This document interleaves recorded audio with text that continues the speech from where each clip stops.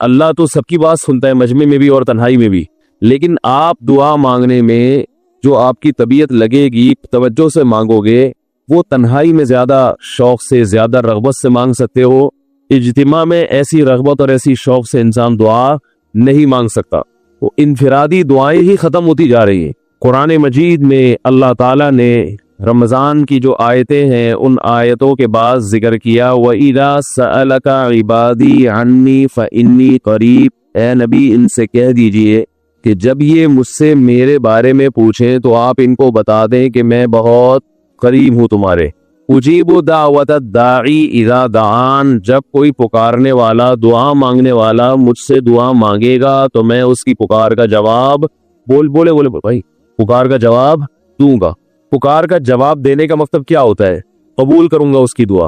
جواب کا یہ مطلب نہیں کہ اچھا میں نے سن لیا، چلو ایک جواب تو یہ بھی ہوتا ہے نا، اچھا آپ چپ ہو جا، ہم کسی کو پکار رہے ہوں گے کہتے ہیں اچھا بھائی ٹھیک ہے پتہ چل گیا، اب چپ کر کے بیٹھ جاؤ آرام سے۔ تو اللہ تعالیٰ جب جواب دیتے ہیں تو کیا مطلب ہوتا ہے کہ اللہ تعالیٰ وہ دعا قبول کر رہے ہیں۔ ہم دعا کثرت سے مانگتے کیوں نہیں ہے؟ اس کی وجہ یہ ہے کہ ہمارے ذہن میں ایک چیز شیطان نے بٹھا دی ہے کہ مانگو تب بھی ویسے کے ویسے ہی ہے، نہیں مانگو تب بھی ویسے کے ویسے۔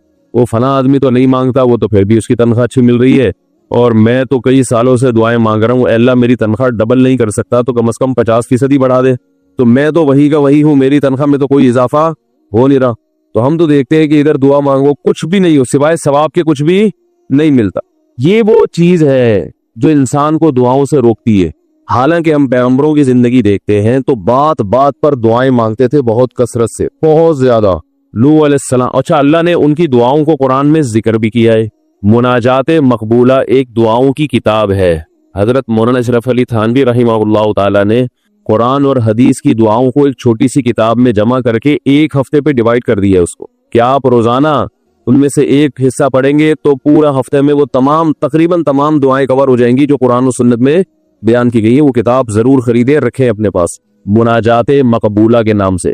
تو ہم دعا کیوں نہیں مانگتے؟ مسئلہ ہمارے ساتھ یہ ہے کہ ہم کہتے ہیں کہ جو مانگتا ہے وہ بھی وہینچ کا وہینچ، اور جو نہیں مانگتا ہے وہ بھی کوئی سرخاب کے پر تو لگ نہیں جاتے کوئی مانگ رہا ہو تو۔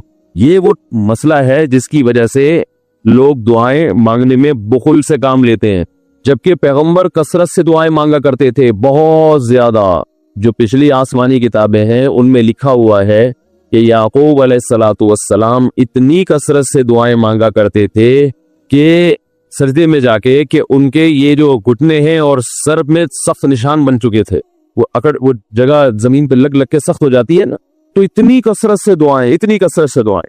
ہم نے جن بزرگوں کے ساتھ ٹوٹا پھوٹا وقت گزارا ان کو دیکھا کہ وہ دعا بہت لمبی لمبی دعائیں مانگا کرتے تھے، بہت لمبی۔ ہمارے شیخ کے سامنے جب کوئی آیا کرتا تھا دعا کے لیے کہتا تو ہاتھ اٹھائے بغیر ویسے ہی اس کو ایک دعا کا جملہ کہہ دیا کرتے تھے۔ کسی نے کہا کہ آپ ہاتھ اٹھا کے اس کے لیے دعا کیوں نہیں مانگتے؟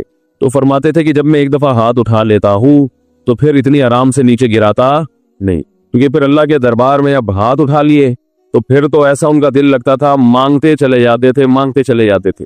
تو بات یہ ہے کہ جب یہ یقین پیدا ہو جائے کہ جس خالق نے ہمیں پیدا کیا ہے اور جس نے ہمیں مانگنے کا حکم دیا ہے، اس کے سامنے جب ہاتھ اٹھا کے گڑ گڑائیں گے تو وہ تھوڑا نہیں دے گا، وہ دعا لازمی قبول کرے گا، اور وہ لازمی ہماری مانگی ہوئی چیزیں ہمیں عطا کرے گا۔ یہ جذبہ اور یہ نیت جب انسان میں پیدا ہو جائے تو پھر اس کا دعاؤں میں دل لگتا ہے۔ کیسے نہیں لگے گا؟ آپ سوچیں کہ آپ کو کوئی بتا دے کہ یہ جو سیٹھ صاحب ہے بہت بڑے، آپ جا کے ان سے مانگو، یہ ٹائم نکال کے بیٹھے ہوئے، جتنا مانگو گے، جو مانگو گے یہ دیں گے، تو اب آپ بتاؤ، آپ یہ کہو گے کہ میرے پاس مانگنے کا ٹائم نہیں ہے؟ ایسے موقع پہ آپ یہ کہو گے؟ آپ جائیں گے اور بسم اللہ کر کے شروع ہو جائیں گے۔ آپ بولیں گے سر یہ مجھے 10 فائلیں چاہیے بحریہ ٹاؤن کی، آپ سوچو گے 10 نہیں ملی تو 9 تو مل جائے گی۔ سر مجھے یہ بھی چاہیے، مجھے یہ بھی چاہیے، مجھے یہ بھی چاہیے، اور آپ کو یقین ہو کہ یہ دے رہا ہے، تو آپ کبھی بھی کنجوسی سے کام نہیں لو۔ پھر آپ یہ نہیں کرو گے کہ آپ مانگتے ہوئے جو ہے نا، اس سے آپ جب مانگ رہے ہو تو آپ کی کبھی ادھر دیکھ رہے ہو، کبھی ادھر دیکھ رہے ہو، کبھی ناک میں انگلی گھما رہے ہو، کبھی سر میں کھجا رہے ہو، کوئی آ کے اس دوران آپ کو چھیڑے گا تو آپ کہو گے یہاں سے دفع ہو جاؤ۔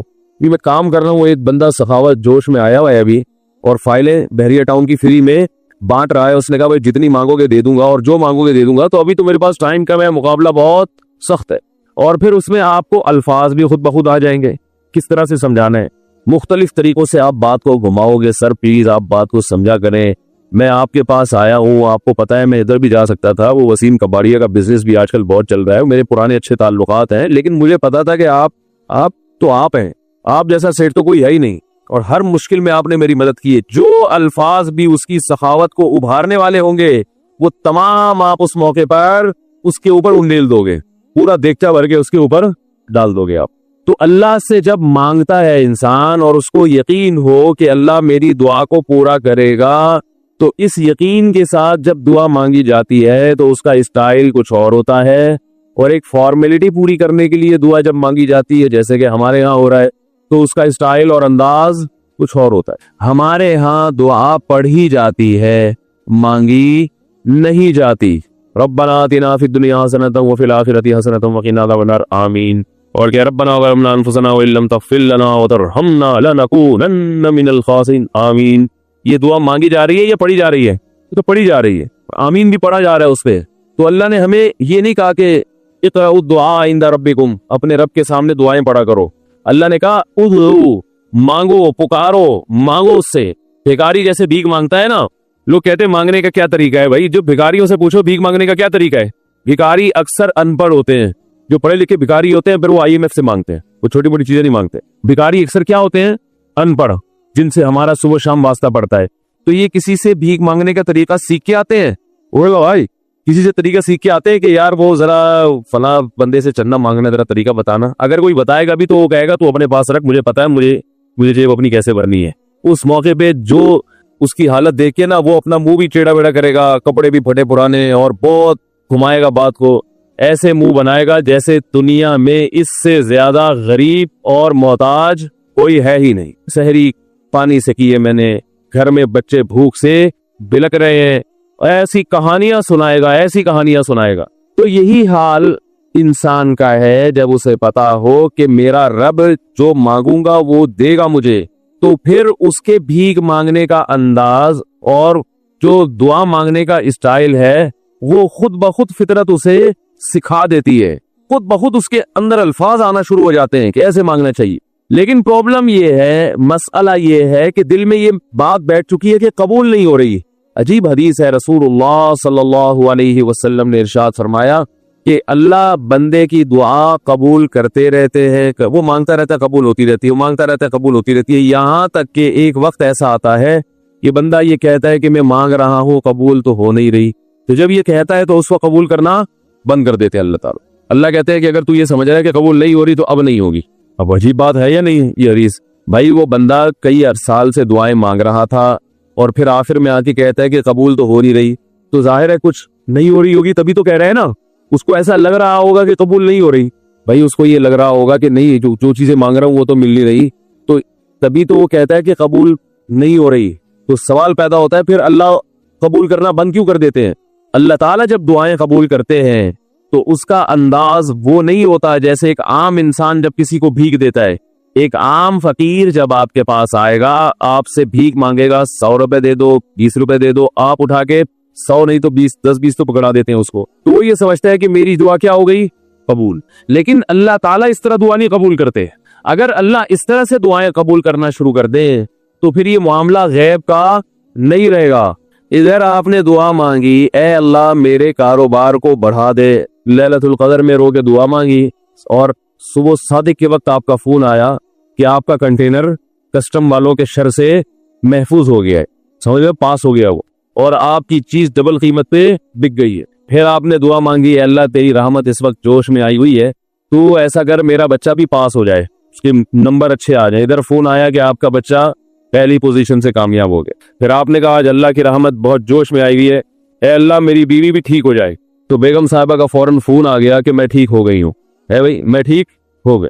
اے اللہ ساس صاحبہ بہت دنوں سے آگے بیٹھی ہوئی ہیں, جانے کا نام نہیں لے رہی, فون آ گیا کہ میں چلی گئی ہوں. اس طرح سے اگر دعائیں قبول ہونا شروع ہو جائیں تو میرے بھائی پھر یہ سارے کافر, یہ سارے لبرل لوگ جو اللہ کو مانتے ہی نہیں ہیں, یہ دنیا کا ہر کام چھوڑ کے مصلی بچھا لیں گے اور دعاؤں کو فوکس کرنا شروع کر دیں گے. دعا قبول ہوتی ہے مگر اس شخص کی جو اللہ پر غیب پر ایمان رکھتا ہے, جسے دعا قبول ہوتی نظر نہیں آتی مگر وہ یقین کرتا ہے کہ دعا قبول ہو رہی ہے صرف اس شخص کی دعا قبول ہوتی ہے, اس کے علاوہ کسی کی قبول نہیں ہوتی.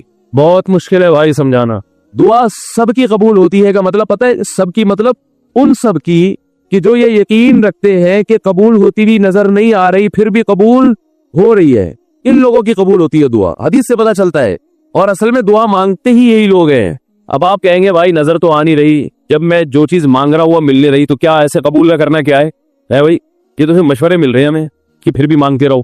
تو ہم نے وہ ایک فقیر تھا نا, ایک سیٹھ صاحب کے پاس آیا, کہنے لگا کہ بھائی ذرا کچھ پیسے مل جائیں گے, گھر میں ضرورت ہے. تو اس نے کہا اتنے ہٹے کٹے ہو کے بھیک مانگتے ہو, شرم نہیں آتی؟ تو اس نے کہا فی الحال میں نے آپ سے بھیک مانگی ہے, مشورہ نہیں مانگا. جب مشورہ مانگوں تو اس وقت مشورہ دے دینا کہ بھیک مانگنا میرے لیے مناسب ہے یا نہیں ہے. بھائی ابھی میں آپ سے پیسے مانگ رہا ہوں, مشورے کے لیے پھر کوئی اور ٹائم انشاءاللہ رکھ لیں گے, اس میں آپ سے مشورہ لوں گا کہ میرے جیسے آدمی کو بھیک مانگنا مناسب ہے یا نہیں.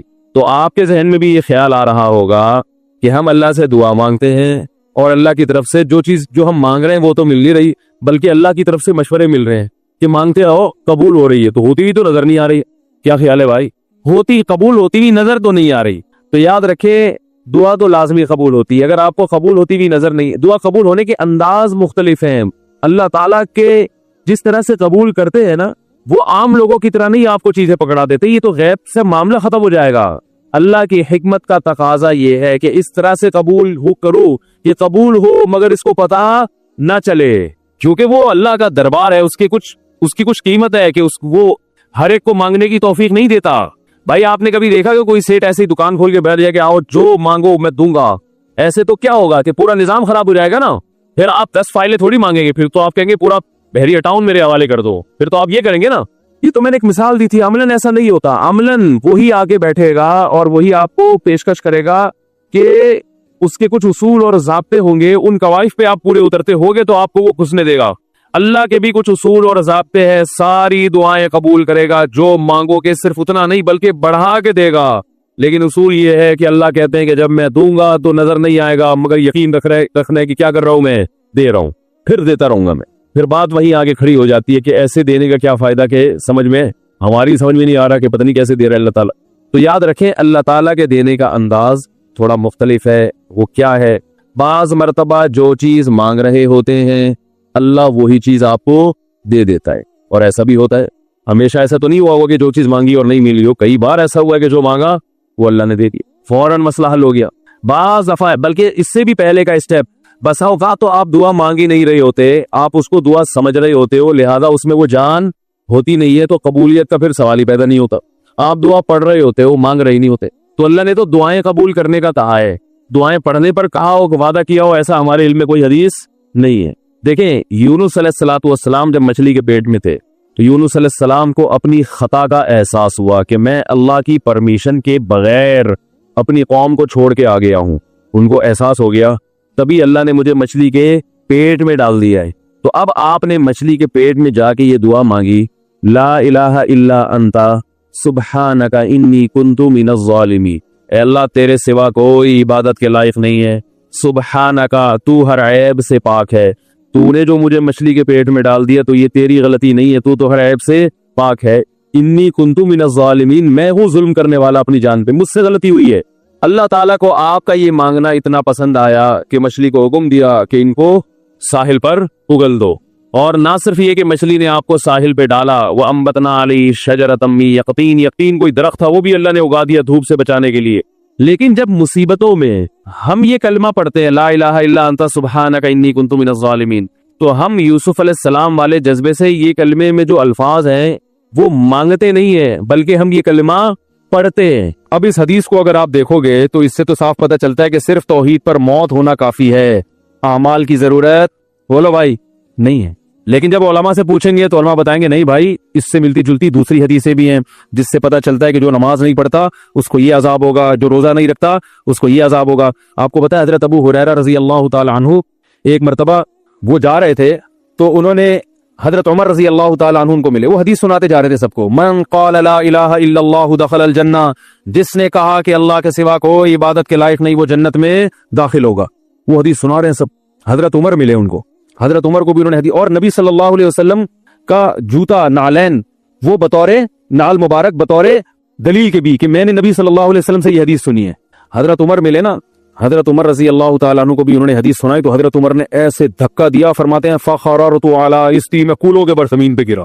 حضرت عمر ایسے غضبناک ہوئے اور ان کو یہ حدیث سنانے سے منع کر دی. کیوں منع کیا؟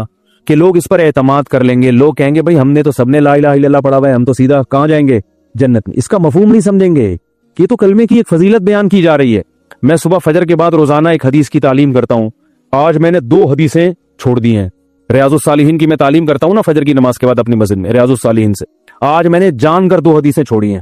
کیوں چھوڑی ہے؟ میں نے کہا ان کا مفہوم بیان کرنے میں بہت ٹائم لگے گا اور اگر تشریح نہیں کی تو لوگ حدیث کا مطلب غلط سمجھیں گے. اب میں سنا دیتا ہوں وہ حدیث آپ کو، کیونکہ میں تھوڑا اس کو ڈیفائن بھی کر سکتا ہوں. رسول اللہ صلی اللہ علیہ وسلم نے فرمایا کہ اگر تم لوگ سب گناہ چھوڑ دو، کوئی بھی گناہ نہ کرے، اللہ اس قوم کو ختم کر دے گا. اگر دنیا میں سارے مسلمان سب ٹھیک ہو جائیں، سارے لوگ مسلمان ہو جائیں اور سب ٹھیک، سب نیک بن جائیں، تو اللہ سب کو کیا کر دے گا؟ مار دے گا. اور ایسے لوگ پیدا کرے گا جو گناہ کریں اور پھر اللہ سے توبہ کریں. اب میں نے یہ حدیث نہیں سنائی آج، میں نے کہا اس سے گناہوں پر کیا ہوں گے، لوگ جری ہو جائیں گے. اب ایسے ہی گناہ کر رہے ہیں کہ اچھا اللہ کو گناہ اتنے پسند ہیں کہ نیک آدمی کو تو اللہ ویسے ہی مار دیں. بھائی اگر اللہ کو گناہ پسند ہوتے تو اللہ گناہگاروں کو جہنم میں ڈالتا ہے. بھائی یہ اصل میں توبہ کی فضیلت پر ہے، یہ گناہ چھڑوانے کے لیے ہے، کیونکہ گناہ تو کوئی نہ کوئی کسی نہ کسی درجے میں کر ہی رہا ہوتا ہے نا. تو ان کو تسلی دی جا رہی ہے کہ بھائی توبہ اتنی بڑی نیکی ہے کہ اللہ کو اس زمین پر توبہ والی نیکی بھی چاہیے. سمجھ آ رہی ہے بات؟ تو اگر کسی سے گناہ ہو گیا تو مایوس نہ ہو، توبہ کر کے توبہ والی نیکی کا آپشن اس کے پاس ہے. اور یہ نیکی اللہ کو اتنی محبوب ہے کہ دنیا میں اگر یہ نیکی ختم ہو گئی، توبہ والی نیکی، تو اللہ کو ایسے لوگ پسند ہے ہی نہیں. اللہ تو چاہتے ہیں کہ گر رہا میرے سامنے تاکہ مجھے معاف کرنے میں مزہ بھی تو آئے نا. رحمت تو جب ہی ظاہر ہوگی جب تمہاری حرکتوں کی وجہ سے جہنم واجب ہو چکی تھی، مگر میں اپنی رحمت سے اس کو معاف کر دوں تو مزہ آتا ہے مجھے معاف کرنے میں. وہ معاف کرنے کا مزہ جب آئے گا، غلطی بھی تو ہو تم سے، غلطی نہیں ہو رہی، سارے نیک نیٹ کلین بولیں گے اللہ ہم تو اتنے اچھے تھے، ہمیں تو ایسی جنت میں بھیج. کیا خیال ہے بھائی؟ باپ رحم دل ہے، کیا مطلب؟ بیٹے سے غلطیاں ہوتی ہیں اگنور کرتا ہے، تب بیٹا تعریف کرے یار میرا ابا بہت اچھا ہے. اگر آپ صبح شام ابا ابا کرتے رہتے ہو، ہر وقت ابا کی خدمت میں، ابا کے پاؤں دبا رہے ہو، ابا کی شلوار استری کر رہے ہو، ابا کی قمیض استری کر رہے ہو، ابا کی پگڑی استری، اگر پگڑی پہنتے ہیں آج کل کے ابا پگڑی آگاہ پہنتے ہیں، تو پینٹ استری کی آپ نے ابا کی، سارا خیال ہر وقت ابا میرے ابا میرے ابا. تو ابا نے بھی آپ سے ذرا تمیز سے بات کر لی میرا بیٹا بہت اچھا، تو آپ بولے کہ بھائی ہم بھی ابا کے ساتھ اتنے اچھے ہیں تو ابا بھی ہمارے ساتھ ظاہر اچھا ہی. آج کل کون ابا کے ساتھ اچھا ہوتا ہے؟ تو میں جب اتنا اچھا ہوں تو ابا کا اتنا حق تو بنتا ہے کہ ہمیں بھی ابا اپریشیٹ کرے. لیکن آپ نالائق، اور باپ ہر جگہ آپ کے آگے آ کے کھڑا ہوتا ہے، کہہ رہے بھائی نالائق ہے لیکن ہے تو اپنا ہی نا. کیا خیال؟ پھر آپ میں اگر غیرت ہوگی تو آپ باپ سے محبت کرو گے. یار ابا نے میری بڑی بڑی غلطیوں کو معاف کیا، آج میں اگر اس اسٹیج پہ پہنچا ہوں تو میری غلطیوں پہ ابا نے پردہ بھی ڈالا ہے، مجھے لوگوں کے سامنے ذلیل بھی نہیں کیا. جب لوگوں کے ساتھ آتا ہوں تو تعریف کرتے ہیں میرا بڑا ہونہار بیٹا ہے، حالانکہ مجھے پتا ہے میں کیسا ہوں. ایک وقت آئے گا آپ کا دل ابا کے لیے پگھل جائے گا.